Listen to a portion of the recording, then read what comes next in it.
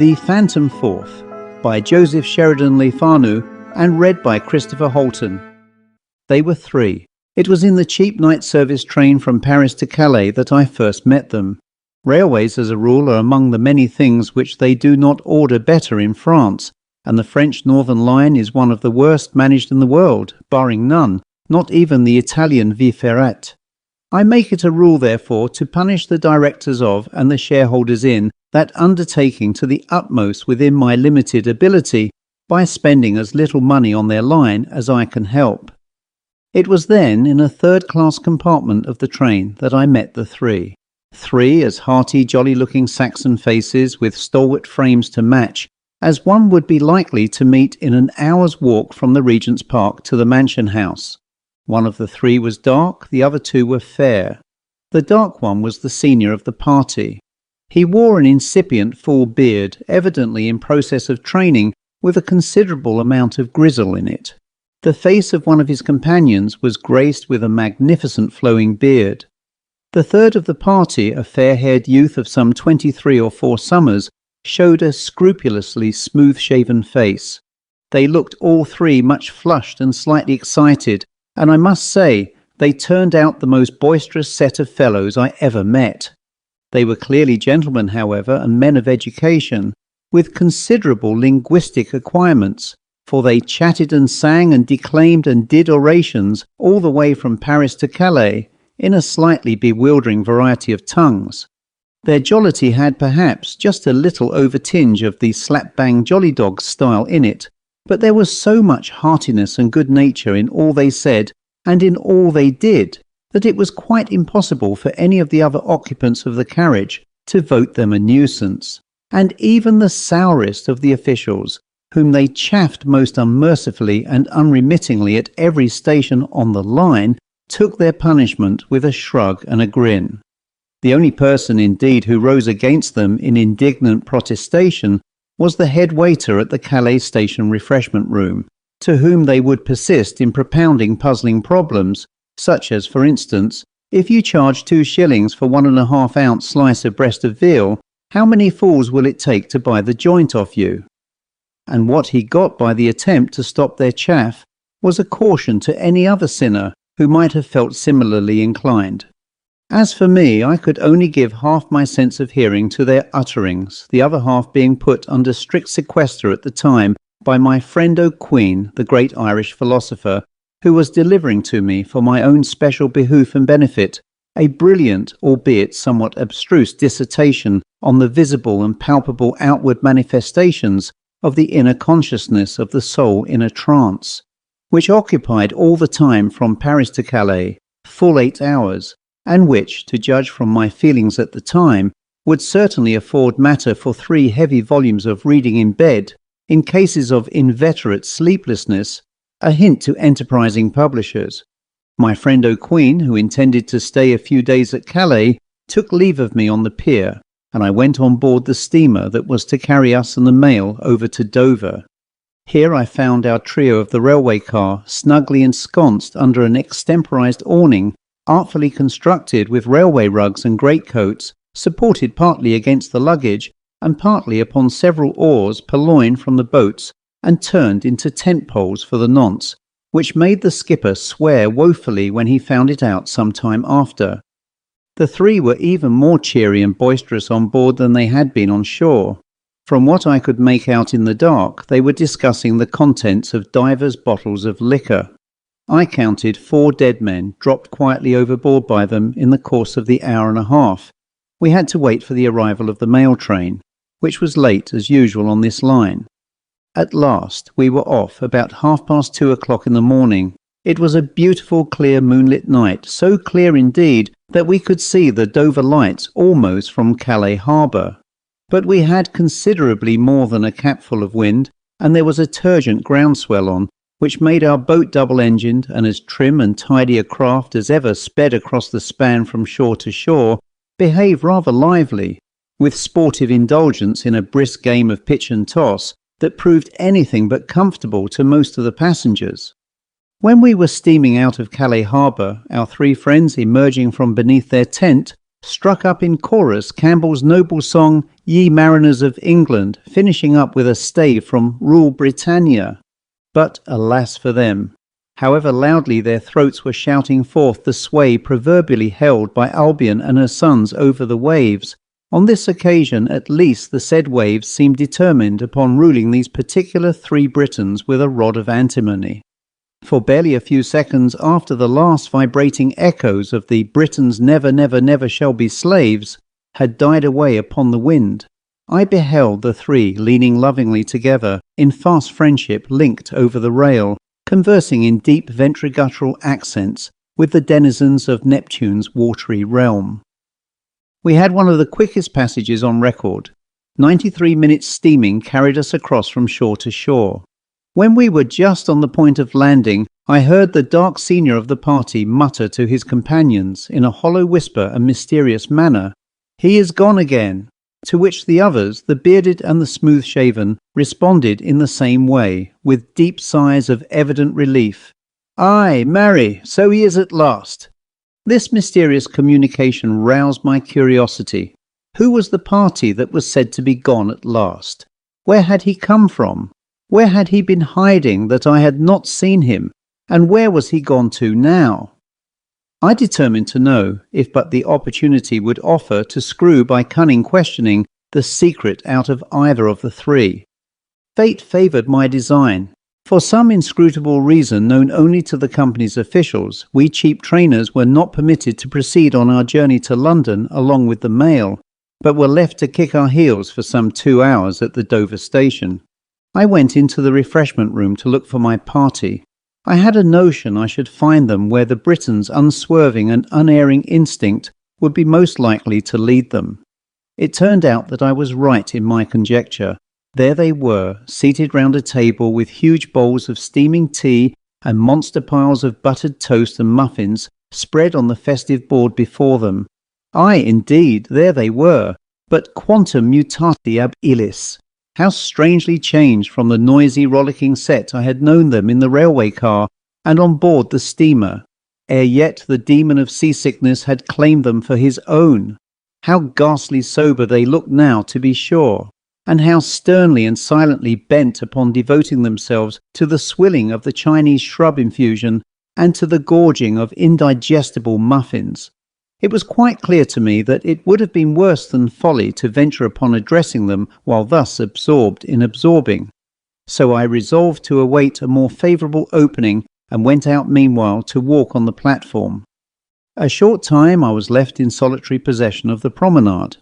Then I became suddenly aware that another traveller was treading the same ground with me. It was the dark, elderly leader of the three. I glanced at him as he passed me under one of the lamps. He looked pale and sad. The furrowed lines on his brow bespoke deliberation deep and pondering profound. All the infinite mirth of the preceding few hours had departed from him, leaving him but a wretched wreck of his former reckless self. "A fine night, sir," I said to break the ice for the season of the year. I added by way of a saving clause to tone down the absoluteness of the assertion. He looked at me abstractedly, merely re-echoing my own words. "A fine night, sir, for the season of the year." "Why look ye so sad now, who were erst so jolly?" I bluntly asked, determined to force him into conversation. "Aye, indeed, why so sad now?" he replied, looking me full in the face. Then, suddenly clasping my arm with a spasmodic grip, he continued hurriedly, "I think I had best confide our secret to you. You seem a man of thought. I witnessed and admired the patient attention with which you listened to your friend's abstruse talk in the railway car. Maybe you can find the solution of a mystery which defies the ponderings of our poor brains, mine and my two friends." Then he proceeded to pour into my attentive ear this gruesome tale of mystery. "We three, that is, myself, yon tall bearded Briton," pointing to the glass door of the refreshment room, "whose name is Jack Hobson, and young Emmanuel Top, junior partner in a great beer firm, whom you may behold now at his 5th bowl of tea and his 7th muffin, are teetotalers." "Teetotalers!" I could not help exclaiming. "Lord bless me, that is certainly about the last thing I should have taken you for, either of you." "Well," he replied with some slight confusion, At least we were total teetotalers, though I admit we can now only claim the character of partial abstainers. The fact is, when, about a fortnight ago, we were discussing the plan of our projected visit to the Great Paris Exhibition, Top suggested that while in France, we should do as the French do, to which Jack Hobson assented, remarking that the French knew nothing about tea, and that a Frenchman's tea would be sure to prove an Englishman's poison. So we resolved to suspend the pledge during our visit to France. It was on the second day after our arrival in Paris. We were dining in a private cabinet at Désir Beaurain's, one of the leading restaurants on the fashionable side of the Montmartre Italiens Boulevard. Our dinner was what an Irishman might call a most elegant affair. We had sipped several bottles of Sauterne and tasted a few of Tavel, and we were just topping the entertainment with a solitary bottle of champagne, when I became suddenly aware of the presence of another party in the room, a fourth man who sat him down at our table and helped himself liberally to our liquor. From what I ascertained afterward from Jack Hobson and Emmanuel Top, the intruder's presence became revealed to them also, either about the same time or a little later. What was he like, I cannot tell. His figure and face remained indistinct throughout, phantom-like. His features seemed endowed with a strong, weird mobility that would defyingly elude the fixing grasp of our eager eyes. Now, and to my two companions, he would look marvellously like me. Then to me he would stalk and rave about in the likeness of Jack Hobson. Again he would seem the counterfeit of Emmanuel Top. Then he would look like all the three of us put together, then like neither of us, nor like anybody else. Oh, sir, it was a woeful thing to be haunted by this phantom apparition, yet the strangest part of the affair was that neither of us seemed to feel a whit surprised at the dread presence, that we quietly and uncomplainingly let him drink our wine and actually give orders for more, that we never objected, in fact, to any of his sayings and doings. What seemed also strange was that the waiter, while yet receiving and executing his orders, was evidently pretending to ignore his presence. But then, as I dare say you know as well as I do, French waiters are such actors. Well, to resume, there he was, this fourth man, seated at our table and feasting at our expense, and the pranks that he would play us, they were truly stupendous. He began his little game by ordering in half a dozen of champagne, and when the waiter seemed slightly doubtful and hesitating about executing the order, Top, forsooth, must put in his oar and endorse the command, actually pretending that I, who am now speaking to you, and who am the very last man in the world likely to dream of such a preposterous thing, had given the order, and that I was a jolly old brick, and the best of boon companions. Surprise at this barefaced assertion kept me mute, and so, of course, the champagne was brought in, and I thought the best thing to do under the circumstances was to have my share of it at least. And so I had my fair share. But bless you, it was nothing to what that fourth man drank of it. In fact, the amount of liquor he would swill on this and on the many subsequent occasions he intruded his presence upon us was a caution. We paid our little bill without grumbling, though the presence of the fourth man at our table had added rather heavily to the addition, as they call bills at French restaurants. We sallied forth into the street to get a whiff of fresh air. He, the demon, pertinaciously stuck to us. He familiarly linked his arm through mine, and suggesting coffee as rather a good thing to take after dinner, took us over to the Café du Cardinal, where he, however, took none of the Arabian beverage himself, there being only 3 cups placed for us, as I distinctly saw, but drank an interminable succession of chassé café, utterly regardless of the divisional lines of the cognac carafon. Part of these he would take neat, another portion he would burn over sugar, gloating glaringly over the bluish flame, while gleams of demoniac delight would flit across his ever-changing features. Jack Hobson and Top, I am sorry to say, joined him with a will in this double-distilled debauch, and when I attempted to remonstrate with them, they brazenly asserted that I, who am now speaking to you, who have always, publicly and privately, declared brandy to be the worst of evil spirits, had taken more of it to my own cheek, as they slangily expressed it, than the two of them together. And the waiter, who had evidently been bribed by them, boldly maintained that le vieux monsieur, as he had the impudence to call me, had swallowed plus de 3 carafons de fin, whereupon the fourth man, stepping up to him, punched his head, which served him right. Now you will hardly believe me when I tell you that at that very instant Top forced me back into my chair, while Jack Hobson pinioned my arms from behind, and the waiter had the unblushing effrontery to stamp and rave at me like a maniac, demanding satisfaction or compensation at my hands for the unprovoked assault committed upon him by me, coram populo, by me, who I beg to assure you am the most peaceable man living, and am actually famed for the mildness of my disposition and the sweetness and suavity of my temper. And would you believe it? Everybody present, waiters and guests, and my own 2 bosom friends, joined in the conspiracy against me, and I actually had to give the wretch of a waiter 10 francs as a plaster for his broken pate, and a salve for his wounded honour. Where was the real culprit all this time, you ask me, the fourth man? Why, he quietly stood by grinning, and they all and every one of them pretended not to see him, though Top and Jack Hobson next morning confessed to me that they certainly had an indistinct consciousness of the presence throughout of this miserable intruder. How we finished that night I remember not, nor could Jack Hobson or Emmanuel Top.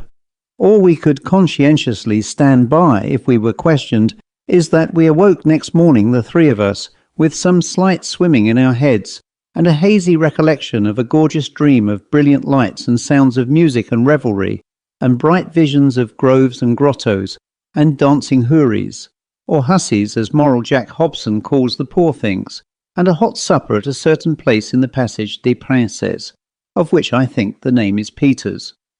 I will not tire your courteous patience by a detailed narrative of our experiences day after day during our fortnight's stay in Paris. Suffice it to tell you that from that time forward to yesterday, when we left, the fourth man, as we, by mutual consent, agreed to call the phantom apparition, came in regularly to our dinner, with the dessert or a little after, that he would constantly suggest a fresh supply of Côte Saint-Jacques, Moulin à Vent, Beaune, Chambertin, Roederer, Carte Blanche, and a variety of other, generally rather more than less expensive wines, and that he somehow would manage to make us have them too. Then he would sally forth with us to the café, where he would indulge in irritating chaff of the waiters, and in slighting comments upon the great French nation in general, and the Parisians in particular, and upon their institutions and manners and customs. He would insist upon singing the Marseillaise. He would speak disparagingly of the Emperor, whom he would irreverently call Lambert. He would pass cutting and unsavoury remarks upon the glorious system of the night carts. He would call down the judgment of heaven upon the devoted head of poor Mr. Houseman. He would go up to some unhappy Sergeant de Ville, who might, however unwittingly, excite his ire and tell him a bit of his mind in English, with sarcastic allusions to his cocked hat and his toasting fork, and polite inquiries after the health of si cher Monsieur Lambert, or the whereabouts of cet excellent Monsieur Godineau. The worst of the matter was that I suppose for the reason that man is an imitative animal, a sort of Greek Pithekos Mioros, or Mombodian monkey minus the tail. My 2 companions were, somehow, always sure to join the wretch in his evil behaviour, and to go on just as bad as he did. No wonder, then, that we got into no end of rows, and it is a marvel to me now how ever we have managed to get off with a whole skin to our bodies. He would insist upon taking us to Mabille, the Closerie des Lilas, and the Château Rouge, where he would indulge in the maddest pranks and antics, and somehow lead us to join in the wildest dances, and make us lift our legs as high as the highest lifter among the habitués, male or female. One night, at about 2:30 in the morning, Bernice, he had the cool assurance to drag us along with him to the then closed entrance to the Passage des Princes, where he frantically shook the gate and insisted to the frightened concierge, who came running up in his nightshirt, that Peter's must and ought to be open still, as we had not had our supper yet, and Top and Jack Hobson, forsooth, must join in the row. I have no distinct recollection of whether it was our phantom guest or either of my companions that madly strove to detain the hastily retreating form of the concierge by a desperate clutch at the tail of his shirt. I only remember that the garment gave way in the struggle, and that the unhappy functionary was reduced nearly altogether to the primitive buff costume of the Father of Man in Paradise, ere he had put his teeth into that unlucky apple of which the pips keep so inconveniently sticking in poor humanity's gizzard to the present day. And what I remember also to my cost is that the sergeant de ville whom the bereaved man's shouts of distress brought to the scene fastened upon me the most inoffensive of mortals for a compensation fine of 20 francs, as if I had been the culprit. And deuced glad we were, I assure you, to get off without more serious damage to our pocket and reputation than this, and a copious volley of sacrés ivrognes anglais, fired at us by the wretched concierge and his friend of the police, who I am quite sure went halves with him in the compensation. Ah, they are a lawless set, these French. On another occasion we three went to the exhibition, where we visited one of our colonial departments, in company with several English friends, and some French gentlemen appointed on the wine jury. We went to taste a few samples of colonial wines. He was not with us then. Barely, however, had we uncorked a poor dozen bottles, which turned out rather good for colonial, though a little raw and slightly uneducated, when who should stalk in but our fourth man, as jaunty and unconcerned as ever. Well, he fell to tasting, and he soon grew eloquent in praise of the colonial juice, which he declared would, in another 20 years' time, be fit to compete successfully with the best French vintages. Of course, the French gentlemen with us could not stand this. They spoke slightingly of the British colonial, and one of them even went so far as to call it rotgut. I cannot say whether it was the spirit of the uncompromising opinion thus pronounced, or the coarsely indelicate way in which the judgment of our French friend was expressed, that riled our phantom guest enough. It brought him down in full force upon the offender and his countrymen, with most fluent French vituperation and an unconscionable amount of bad jokes and worse puns, finishing up with a general address to them as members of the disgusting jury, instead of jury of degustation. Now this I should not have minded so much, for I must confess I felt rather nettled at the national conceit and prejudice of these French. But the wretch, in the impetuous utterance of his invective, must somehow, though I was not aware of it at the time, have mimicked my gestures and imitated the very tones and accent of my voice so closely as to deceive even some of my English companions. Or how else to account for the fact of their calling me a noisy brawler and a pestilent nuisance, me, the gentlest and mildest spoken of mortals? Before our departure from London, we had calculated our probable expenses on a most liberal scale, and we had made comfortable provision accordingly for a few weeks' stay in Paris. But with the additional heavy burden of the franking of so copious an imbiber as our fourth man thus unexpectedly thrown on our shoulders, it was no great wonder that we should find our resources go much faster than we had anticipated. So we had already been forcibly led to bethink ourselves of shortening our intended stay in the French capital, when a fresh exploit of the Phantom Fourth, climaxing all his past misdeeds, brought matters to a crisis. It was the day before yesterday, the 4th of September. We had been dining at Marigny and dancing at Mobile. Our eccentric guest had come in as usual with the champagne, and had, of course, after dinner, taken us over to the enchanted gardens. We were all very jolly. He suggested supper at the Cascades in the Bois de Boulogne. We chartered a fiacre to take us there and back. We supped rather copiously. He somehow made our coachman drunk, and took upon himself to drive us home. Need I tell you that he upset us in the Avenue de l'Impératrice, and that we had to walk it, and pretty fast too? It was a mercy there were no bones broken. Well, as we were walking along, just barely recovering from the shock of the accident, he suddenly took some new whim into his confounded noddle. Nothing would do for him, but he must drag us along with him to the great entrance of the Élysée Napoleon, which erst was, and maybe is soon likely to be once more, the Élysée Bourbon, where he had the brazen impudence to claim admittance, as the Emperor, he pretended, had been graciously pleased to offer us the splendid hospitality of that renowned mansion. What further happened here, neither I nor either of my friends can tell. Our recollections from this period till next morning are doubtful and indistinct. All we can state for certain is that yesterday morning we awoke, the three of us, in a most wretched state, in a strange, nasty place. We learned soon after from a gentleman in a cocked hat who came to visit us on business that the imperial hospitality which we had claimed last night had indeed been extended to us, only in the Violin instead of the Elysee. Our phantom guest was gone.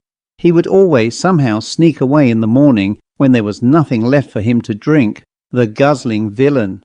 The gentleman in the cocked hat pressingly invited us to pay a visit to the commissaire du quartier.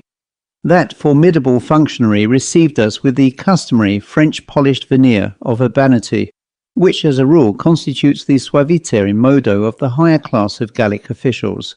He read us a severe lecture, however, upon the alleged impropriety of our conduct, and when I ventured to protest that it was not to us the blame ought to be imputed, but to the quatrième, he mistook my meaning, and ere I could explain myself, he cut me short with a polite remark that the French used the cardinal instead of the ordinal numbers in stating the days of the month, with the exception of the first, and that he had had too much trouble with our countrymen.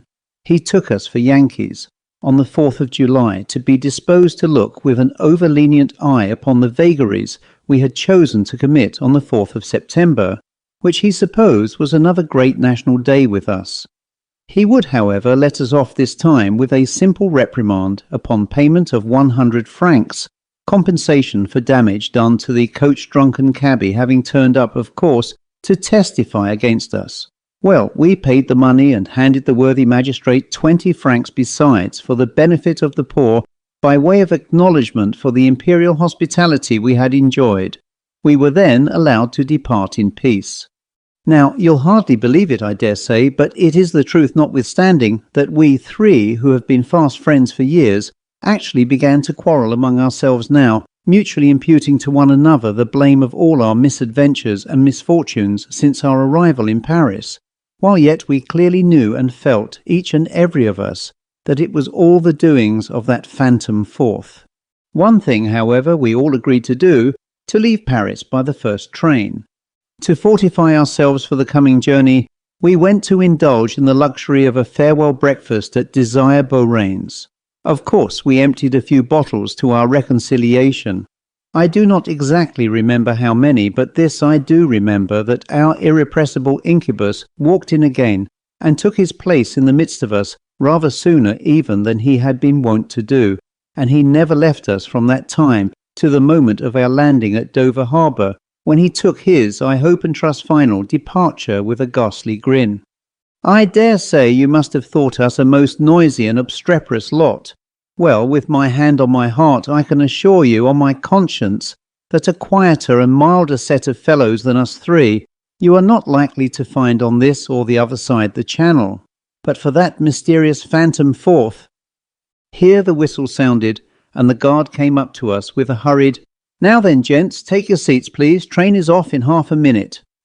"What can have become of Top and Jack Hobson?"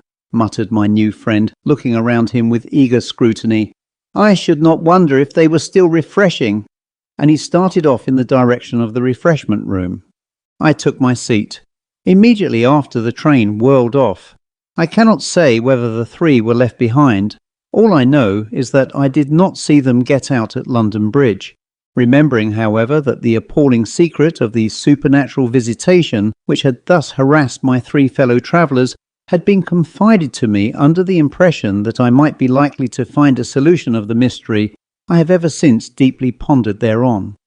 Shallow thinkers and sneerers uncharitably given may, from a consideration of the times, places and circumstances at and under which the abnormal phenomena here recited were stated to have been observed, be led to attribute them simply to the promptings and imaginings of brains overheated by excessive indulgence in spirituous liquors. But I, striving to be mindful always of the great scriptural injunction to judge not, lest we be judged, and opportunely remembering my friend O'Queen's learned dissertation above alluded to, feel disposed to pronounce the apparition of the phantom of the 4th man, and all the sayings, doings, and demeanings of the same, to have been simply so many visible and palpable outward manifestations of the inner consciousness of the souls of the three, and more notably of that of the elderly senior of the party, in a succession of vino-alcoholic trances. My friend O'Queen is, of course, welcome to such credit as may attach to this attempted solution of mine. The end.